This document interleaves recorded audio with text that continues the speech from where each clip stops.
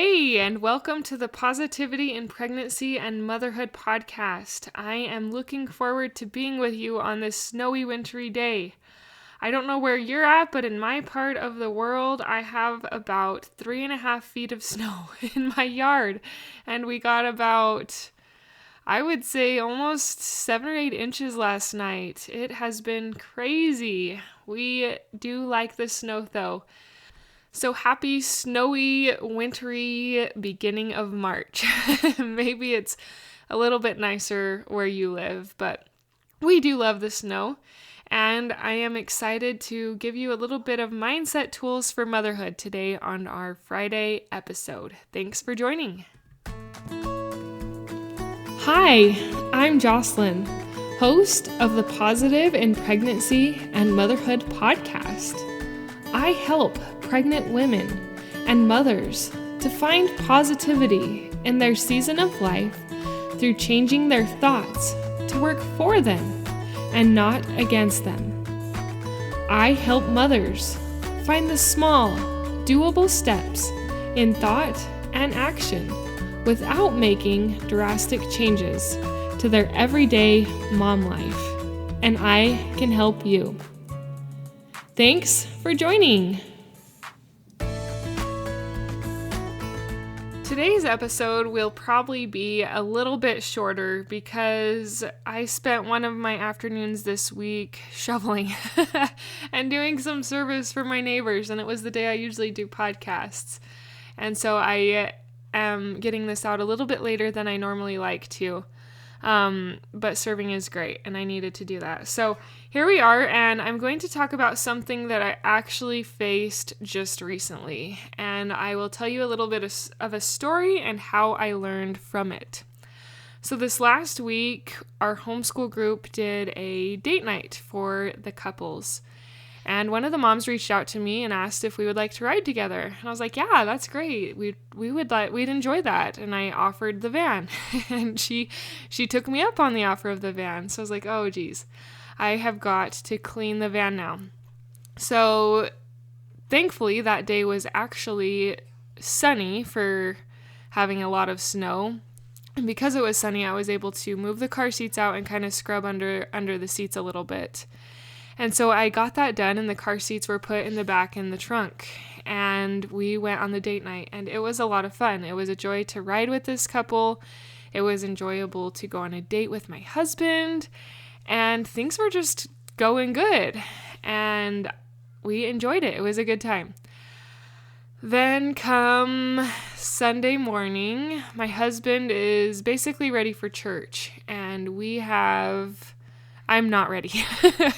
I am still getting ready. I'm still getting children ready. I don't have my makeup finished. I still need to pick out my dress and get my dress on. And I tell my husband this statement. I say, if you're bored, could you please put the car seats in the car? And didn't think much else of it. I just basically seen that he was pretty much ready and not doing much else, and figured he would have time to put the car seats in the car as I was still trying to hustle to get myself and all the kids ready. So that was kind of how I phrased it. It wasn't until later that evening when we were talking that I figured out that there is a problem with vague requests. And especially it seems with men, or at least with my husband, sometimes they don't really get the hint, and they would like things laid out a little better. Now, you can still lay things out nicely, and I learned that from my husband as we discussed this, but vague requests end up for frustration, and frustration is basically unmet expectations.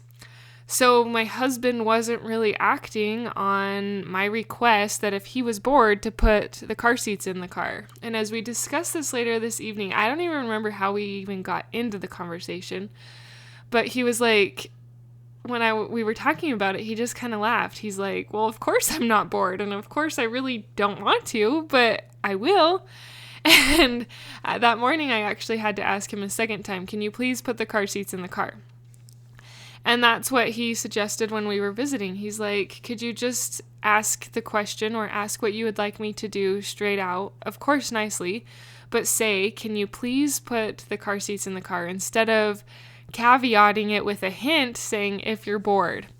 I am the type that kind of tends to beat around the bush, and I like to say things nicely and just hope they get the hint. But that actually causes a lot of frustration, and like I say, frustration is unmet expectations. Because people don't usually get the hint. They can't read your mind. And that was actually a question that was a little more laid out than some of the other ones I have done. I will try and take notes on some of the other crazy things that I request of people that I think they should get the hint and they don't, because I didn't really word it very good. And so that is what I have learned. I have learned when I'm talking with my husband or with my kids and I have things that I want to do, instead of giving a vague request, I need to lay things out more clearly and succinctly so they know what I mean. And they don't have to guess what I mean. Because if they're guessing what I mean, it causes problems because they probably don't understand or want to do it in the first place. But if I lay it out, we both know what I was requesting. And anyway, to me, that was kind of an eye-opening experience that I had in my marriage about vague requests. And I hope that as you ponder on this, you might notice in your life, in your motherhood, and maybe in your marriage, where you have done some vague requests and it's kind of turned out not so great. Maybe think about how you can make those requests a little bit more clear, but still very kind and loving. Because that is what we want. We want to be mothers and wives who are kind and loving and who are building our marriage and our relationships to grow and to grow positively and closer together. And I really do think that can start to happen, especially as we implement simple things like not vague requests. Anyway, there's my short episode for you today. I hope you have a great weekend. Enjoy the snow if you have some, or enjoy the sun for me if you have some. We will meet again on Tuesday for my pregnancy episode, or Friday for my motherhood episode. And next week I actually will have a treat for you. I finished the 5 Love Languages book, and I am hoping to do a deep summary on that because I learned so much from that book. If that doesn't come out next week, it will come out the week after that, but stay tuned for that because it is coming, and I am really excited to share with you what I've learned about the 5 languages of love in marriage and how to make your marriage flourish with love and kind of get back to that exciting and thrilling dating stage. It has been so eye-opening for me, and I hope you will get the same out of it as I deep dive the summary and maybe even get the inspiration to read the book for yourself. So stay tuned for that. Keep going, Mama. God needs you. Your children need you, and you need you to implement little things in your life to find more positivity. I am cheering for you, and I am in the journey with you. Until next time.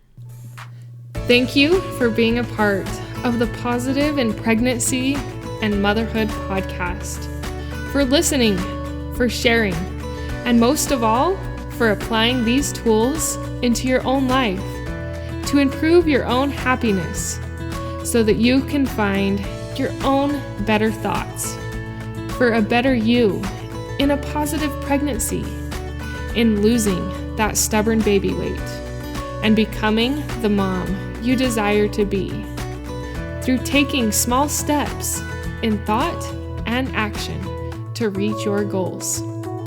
If you are a mother who has an inner desire to enjoy motherhood and pregnancy better, but you are having difficulty figuring it out, I can help you.